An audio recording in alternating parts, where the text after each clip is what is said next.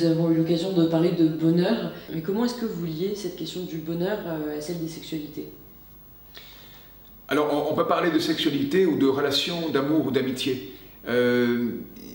Par rapport au bonheur, le point capital, c'est qu'on est heureux si on sait s'ouvrir aux circonstances, si on sait les entendre, pour en faire quelque chose, pour en faire qu'elle devienne une bonne graine en quelque sorte. Et si on ne s'ouvre pas aux circonstances, si on n'est que dans le volontarisme, on risque de louper toutes sortes de choses, des occasions de bonheur précisément, des rencontres et autres. Et ça, on peut le creuser en passant par la notion d'incertitude. C'est capital de savoir qu'on ne sait pas. Si on croit qu'on sait tout, on n'apprend plus rien, on n'écoute plus rien.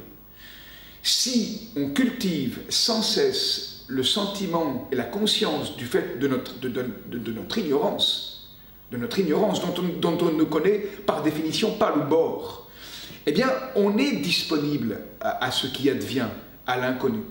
Et on peut dire du coup, on peut approfondir ce point en remarquant ceci. Nous sommes, nous, humains, faits d'une tension entre la maîtrise de notre environnement et l'acceptation de l'incertitude. C'est notre destin. Quand nous nous sommes mis debout, quand nos ancêtres se sont mis debout, ils ont acquis une capacité de contrôle considérablement plus importante que lorsqu'ils étaient à quatre pattes, parce qu'en étant debout, on voit beaucoup plus loin. Et donc ils ont pu anticiper beaucoup mieux leur environnement, fuir un prédateur, ou au contraire poursuivre une proie et tout ce qu'on veut. Donc être debout, c'est du contrôle intensifié par rapport à l'environnement, mais en même temps, on est beaucoup moins stable sur deux pieds que sur quatre membres, et donc être debout, c'est une fragilisation fondamentale. Et pourtant, nous continuons, à chaque génération, tous les enfants des petits d'hommes et de femmes se lèvent, se mettent debout et marchent. Et en marchant, c'est très important d'avoir à l'esprit, marcher c'est d'abord tomber. Marcher c'est d'abord se déséquilibrer. Et on rattrape l'équilibre quand on repose le pied qui a avancé, qui a reculé, qui a fait un pas de côté, on repose le pied qui a bougé, et là on retrouve un sol solide. Et l'autre pied rejoint, etc. Mais autrement dit, marcher c'est d'abord tomber et rattraper le déséquilibre. Et les humains c'est ça.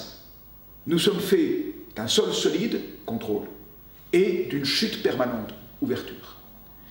Eh bien, si on accepte cette idée, eh bien, on sait que du coup, à chaque instant se joue, dans les circonstances où nous sommes, une relation entre des choses que nous maîtrisons, de différentes façons, plus ou moins consciemment, et puis la possibilité de surgissement de quelque chose que nous ne connaissons absolument pas. Le pire peut venir, mais aussi le meilleur. Et le meilleur, ça peut être l'avènement d'une histoire d'amour, d'une histoire d'amitié. Et donc la sexualité est liée là, qu'elle soit hétérosexualité ou homosexualité, ce qu'on voudra, mais en gros, si on ne s'ouvre pas aux circonstances, on ne risque pas beaucoup de rencontrer quiconque. Voilà l'enjeu. Et du coup, or, une rencontre peut faire le bonheur d'une vie, etc. Ou de 3 jours, ou d'une journée, ou d'une heure, ce que vous voulez. Mais voilà, la rencontre passe par une disposition à l'ouvert.